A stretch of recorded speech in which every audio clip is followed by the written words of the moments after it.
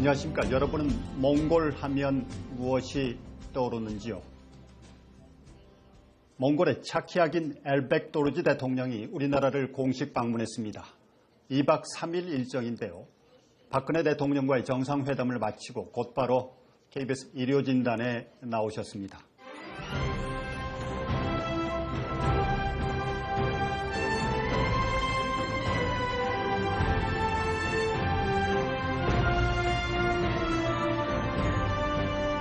I call on member states to support our policy of protecting and promoting democratic governance and human rights.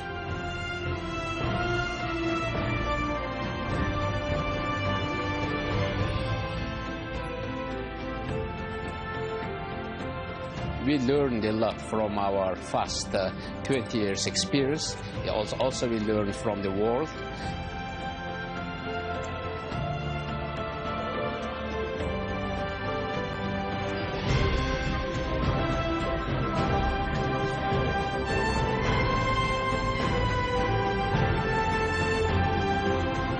With the Sustainable Development Goals, we all become developing countries because we all have a stake in our plans in success.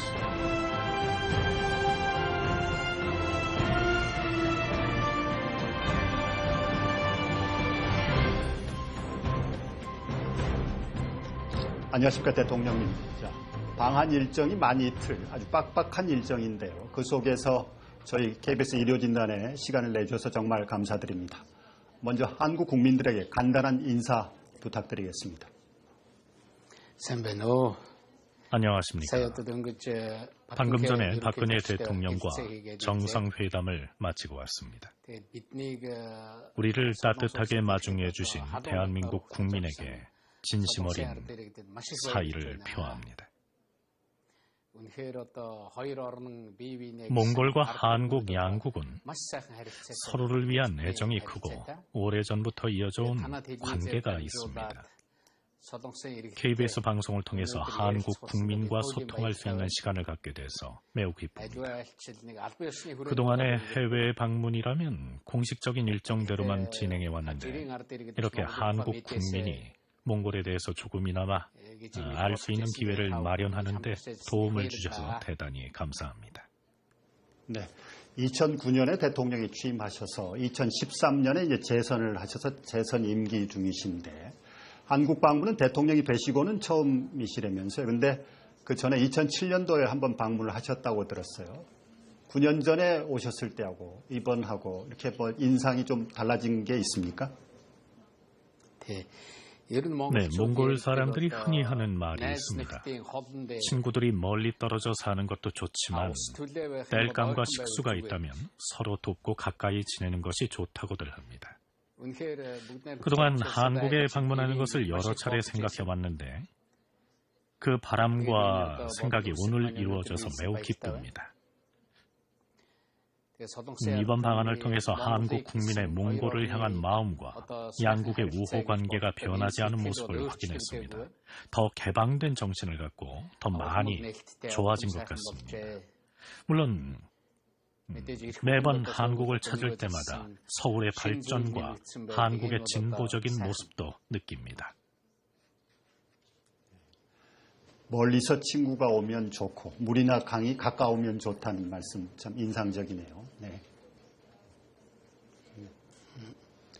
네, 몽골 하면 우리 시청자분들 나름의 연상들이 있을 텐데요. 대통령과의 본격 대담에 앞서서 몽골 개황 리포트 보고 갈까요? 곽근아 기자의 리포트입니다. 드넓은 초원의 나라 몽골. 우리에겐 칭기즈칸의 후예들로 더 잘 알려져 있습니다. 700여 년 전 대제국을 건설했던 칭기즈칸의 후광으로 몽골은 강대한 통일제국 원나라를 세웠습니다. 하지만 몽골은 주원장의 명나라에 의해 다시 초원으로 쫓겨났고 만주족의 청나라 시대엔 청의 속국으로 변하는 아픔을 겪게 됩니다. 1919년 청의 멸망 이후 무력을 앞세워 침공한 중화민국에 의해 몽골 독립의 꿈은 또다시 물거품이 됩니다. 붉은 영웅이라는 뜻을 가진 몽골의 수도 울란바토르. 몽골인들이 칭기즈칸 다음으로 존경한다는 혁명의 영웅 담디니 수후바토르가 1921년 몽골의 독립을 선언합니다. 그러나 내몽골 지역은 중국의 자치구로 편입돼 이마저도 완전한 몽골 민족의 독립에는 이르지 못했습니다. 1924년 몽골은 인민공화국의 성립을 공식적으로 선포하며 옛 소련에 이어 세계 두 번째로 사회주의를 채택합니다. 그로부터 68년 뒤 옛 소련의 붕괴와 함께 몽골은 민주적 절차를 통해 자유민주주의 체제로 전환해 오늘날의 몽골에 이르고 있습니다. 우리나라의 16배에 달하는 넓은 면적에 비해 인구는 300만 명 정도의 세계에서 가장 낮은 인구 밀도를 지닌 몽골. 아직도 농업, 목축업, 광업 등 1, 2차 산업이 주력인 몽골의 1인당 국민소득은 3,800달러 선. 인구의 25%는 유목민입니다. 바람과 초원의 땅으로 불리는 몽골.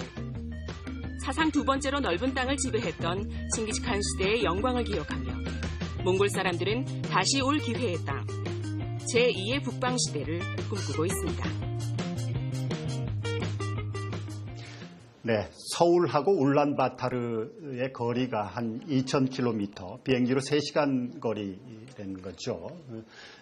오늘 방송을 계기로 해서 우리 한국 사람들이 몽골을 더 가까이 느꼈으면 좋겠어요. 자, 대통령님께서 우리 한국 국민들한테 몽골 자랑 간단히 하실 시간 드리겠습니다. 몽골에 대해서 자랑할 부분요. 아주 많습니다. 모든 몽골 사람은 몽골인으로서 태어난 것을 자랑스럽게 생각합니다. 아름다운 나라, 위대한 역사가 있는 몽골의 국민이 된 것을 다른 누구보다 자랑스럽게 생각하죠. 우린 조국에 대한 애정이 크고 거대한 역사를 이룩한 것을 자랑스럽게 생각합니다. 몽골에는 고유의 문화와 풍습이 있어요. 또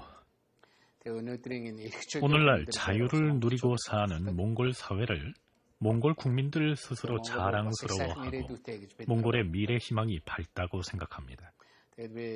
한국 국민 여러분에게 몽골을 방문해 주실 것을 추천합니다.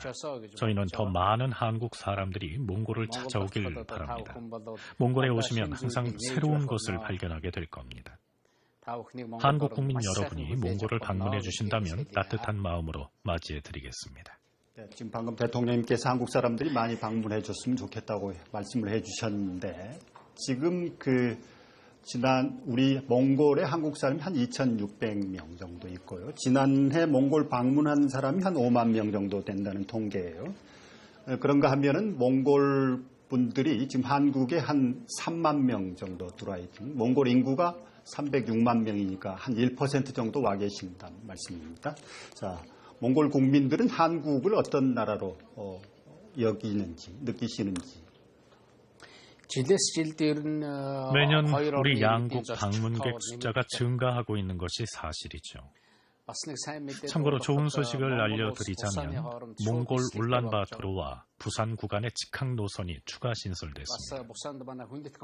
부산시에도 총영사관이 개설됐습니다. 또 항공기 운행이 더 확대될 것으로 기대됩니다.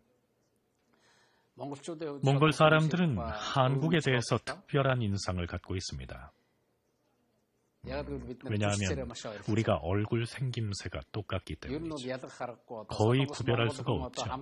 몽골 사람과 한국 사람이 같이 다니면 누가 한국 사람인지 누가 몽골 사람인지 구별할 수 없을 정도입니다.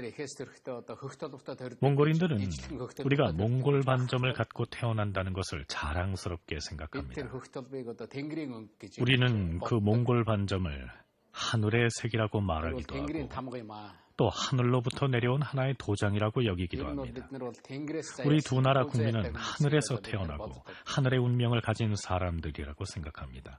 이런 차원에서 우리 양국은 아주 친밀하고 가까운 나라입니다. 하나의 흥미로운 사실에 대해서 말하자면 무려 1000년 전부터 한국에서, 그 당시는 고려 시대죠. 그때 10명의 학생을 몽골에서 유학시켰다는 역사적인 기록이 있습니다. 우리 양 국민의 관계가 아주 오래전부터 시작됐다는 것을 확인할 수 있죠. 지금 대통령님께서도 말씀을 해주셨는데 우리 시청자분들 대통령님 이렇게 용모만 보면 이 외국 대통령이라고 느끼지 않을 것 같을 정도예요. 뭐 몽골 반점도 말씀을 해주셨고, 근데 이 하늘이 준 반점이다 이런 표현이 인상적이신데 서양 사람들이 우리 동양인들의 그 반점을 몽골 반점이라고 할 때는 동양의 대명사라고 해서 몽골 반점이라고 했다는 그런 그 유래도 제가 봤어요. 네. 네, 아시아의 어떤 나라는 이 몽골 반점을 갖고 태어나지 않습니다. 네, 그런 나라도 있죠. 네. 또 이 몽골 반점에 대해서는 오늘날 과학자들도 해석하지 못하고 있죠. 네. 몽골 역사도 아까 언급을 해주셨는데 몽골 하면 뭐 징기스칸을 빼놓고 이야기할 수가 없겠죠. 뭐 몽골의 상징과도 같은 존재인데 몽골 국민들에게 징기스칸 어떤 존재인지 간략히 말씀을 좀 해주시죠. 칭기즈칸은 어린 시절 고아가 돼서 힘들게 살았습니다. 그가 어렸을 때 아버지께서 돌아가신 거죠. 칭기즈칸은 어머니를 많이 무서워했는데요. 후에 왕위를 이어받고서도 어머님의 말씀을 엄격히 지키곤 했습니다. 어머님이 꾸짖으시면서 하시는 말씀도 잘 듣고 받아들였다고 합니다. 칭기즈칸은 지금까지 전 세계 어디에도 없는 가장 큰 제국을 건설했습니다. 최고의 제국을 이룩했지만 결코 자신을 위한 동상을 세우지 않았습니다.